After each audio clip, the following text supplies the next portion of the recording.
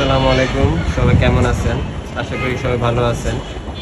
আপনাদেরকে ভিডিওতে দেখিয়েছিলাম যে আমি এই ফেরোমন ফাঁদটা আমাদের সবজি বাগানের মধ্যে লাগাইছি।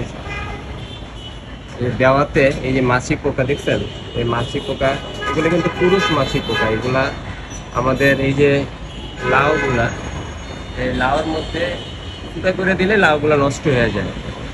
তাই এই পদ্ধতিটা আমার কাছে খুবই ভালো লাগছে। এটা একটা জাদুর টব বলতে গেলে। কারণ এই ফল বাঁচাতে যায়, আমরা সবজি বাঁচাতে যায় অনেক সময় কীটনাশক ইউজ করে কৃষকেরা। সেক্ষেত্রে আমাদের শারীরিকভাবে খুবই ক্ষতি হয়। এই জন্য আমরা জৈবভাবে এই পদ্ধতি ব্যবহার করতে পারি, বিষমুক্ত। এই যে এখানেও মাশাআল্লাহ দিলে যে হলুদ ফাঁদ দিছিলাম, এই যে দেখেন কত বড় বড় মাছি পোকা এখানে আটকেছে।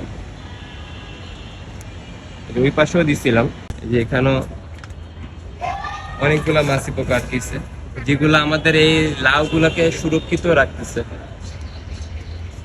কতগুলা মাছি পোকা।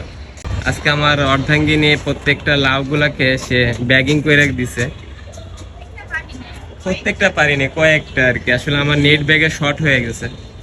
সুবহানাল্লাহ, মাশাআল্লাহ, আল্লাহর কাছে লাখ লাখ শুকরিয়া। এই যে এখানে আমার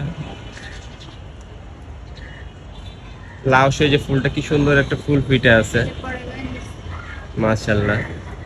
যে আসলে ইট পাথরের শহরে ছাদে এত সুন্দর গ্রাম্য পরিবেশ করা যায়, আসলে বাগান না করলে আসলে বুঝতে পারতাম না। আর যারা আসলে চাল কুমড়ার ফুল দেখেন নাই, আমি তাদেরকে আসলে এই চাল কুমড়ার ফুল দেখাই। দেখেন কত সুন্দর দেখতে ফুলটা, একদম ইয়েলো। ওগুলো কিন্তু পুরুষ ফুল, এখনো মেয়ে ফুল আসছিল, আমরা ফেলে দিছি যেহেতু গাছটাকে আর একটু বড় করব।